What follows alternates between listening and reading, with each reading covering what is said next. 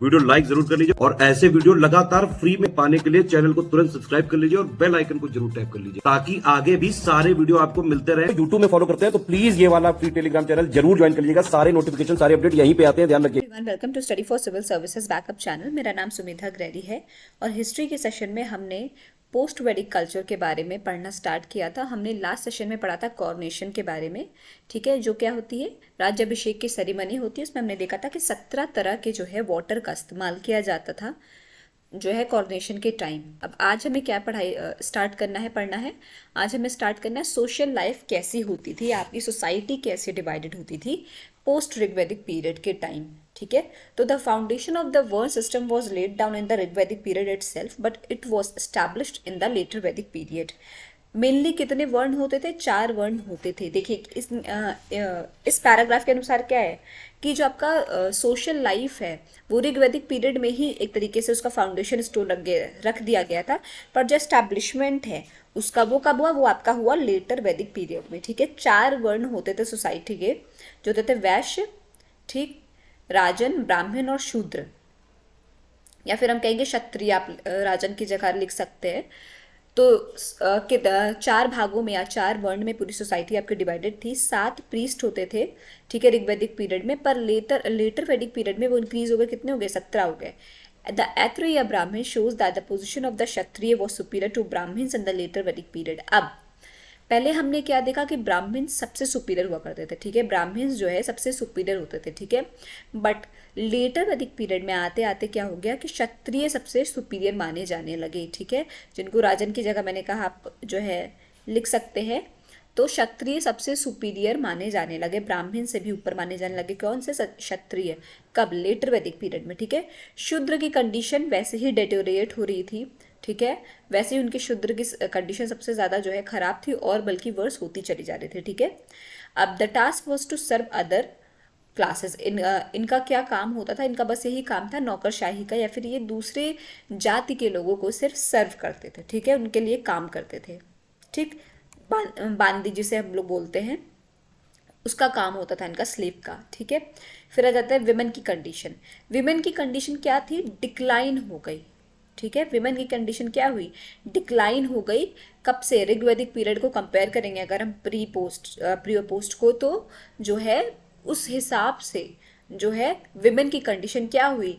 और खराब होती चली गई, डिक्लाइन हो गई। ऐत्रेय ब्राह्मण के अनुसार पुत्री को क्या? डॉटर को हर दुख का कारण माना गया है। कितनी गलत बात है, देखिए।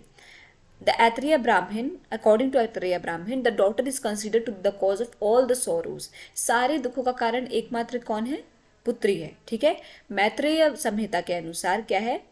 Women has been counted। अब औरत को 3 सबसे एविल चीज़ों में, या फिर जो सबसे बुरी चीज़ है जिनकी वजह से सब कुछ गलत होता है इंसान के जीवन में, उनमें एक चीज़ कौन सी है, या फिर एक किसका योगदान है? तो विमेन है। एक आपका डाइस और एक आपका क्या है? लिकर है, ठीक है। विमेन, औरत, जुआ और शराब, इन 3 को सबसे ज़्यादा जो है क्या माना गया है? एविल माना गया है सोसाइटी के लिए। सोसाइटी के लिए सबसे घातक माना गया है। किसके अनुसार? मैत्रेय संहिता के अनुसार। और ऐत्रेय ब्राह्मण में पुत्री को हर दुख का कारण माना गया है, ठीक है। अब आ जाता है नेक्स्ट पे। During the post Vedic period the upanayana ritual of women ceased and participation in sabha and vidatha was also banned. अब पोस्ट वैदिक, देखिए पहले हमने क्या पढ़ा था? विधात जो इंस्टीट्यूशन होता था आपका, उसमें क्या था? विधात सभा, इन सब में क्या था? विमेन का भी पार्टिसिपेशन होता था, वो भी एक्टिव पार्टिसिपेशन। वो पार्टिसिपेट भी करती थी, क्वेश्चंस भी पुटअप करती थी, ठीक है। पर जैसे जैसे टाइम बीतता गया पोस्ट वैदिक कल्चर में आपने क्या देखा कि उपान्या रिचुअल में और सभा या विधात इंस्टीट्यूशंस में क्या हो गया? विमेन का पार्टिसिपेशन बैन कर दिया गया पूर्ण रूप से। विमेन क्या है? औरत जो है पार्टिसिपेट ही नहीं कर सकती थी, ठीक है। और क्या होने लगा? सबसे गलत बात क्या होने लगी कि चाइल्ड मैरिज की प्रथा जो है स्टार्ट हो गई, ठीक है। बाल विवाह जैसे हम कहते हैं, उसकी प्रथा जो है वो स्टार्ट हो गई थी आपकी पोस्ट वैदिक पीरियड में। Many wise women are mentioned in this period. Yajnavalkya has 2 wives, Maitreya and Katyayani. Other prominent females were Gargi, Subhala, Vedavati etcetera. अब क्या था? बहुत सारी वाइफ्स विमेन का भी मेंशन है। अब 2 वाइफ्स यज्ञवल्क्य की 2 जो है वाइफ्स थी, कौन कौन सी थी वो? मैत्रेय और कात्यायनी, ठीक है, कौन कौन सी वाइफ्स थी? मैत्री और कात्यायनी। बहुत अदर फीमेल्स जो इंपॉर्टेंट फीमेल्स का भी मेंशन है, लाइक गार्गी, सुभाला, विद्यावती एक्सेट्रा। पर हमने मेजर क्या देखा है कि कंडीशन वुमेन की क्या हुई है? डेटोरेट ही हुई है पोस्ट वैदिक पीरियड में। पहले तो वैदिक कल्चर में आपने देखा वर्ण सिस्टम भी आपका कैसे डिवाइडेड था, आपका कामों के हिसाब से डिवाइडेड था। ऋग्वेद पीरियड के टाइम वुमेन को भी अच्छी खासी जो है फ्रीडम मिली हुई थी। पर जैसे जैसे टाइम बीतता गया, पोस्ट वैदिक कल्चर में हम पढ़ेंगे तो वुमेन की कंडीशन भी डिटोरेट हो गई और सोसाइटी भी बहुत तरीके से हम कहेंगे डिटोरेट ही हो गई। ठीक है, ग्रो करेंगे तो सब साथ में ग्रो करेंगे, तभी पूरी सोसाइटी का डेवलपमेंट होता है।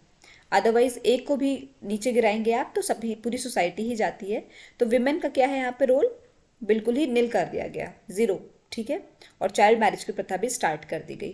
तो आज का सेशन यहाँ पे एंड करते हैं। आई होप आपको समझ में आया होगा। कोई भी डाउट हो तो प्लीज़ कमेंट सेक्शन में कमेंट करके जरूर बताइएगा। और अभी तक अगर आपने चैनल को लाइक शेयर सब्सक्राइब नहीं किया है तो प्लीज़ कीजिए, बेल बटन को प्रेस करना ना भूलिए। Thank you so much for watching.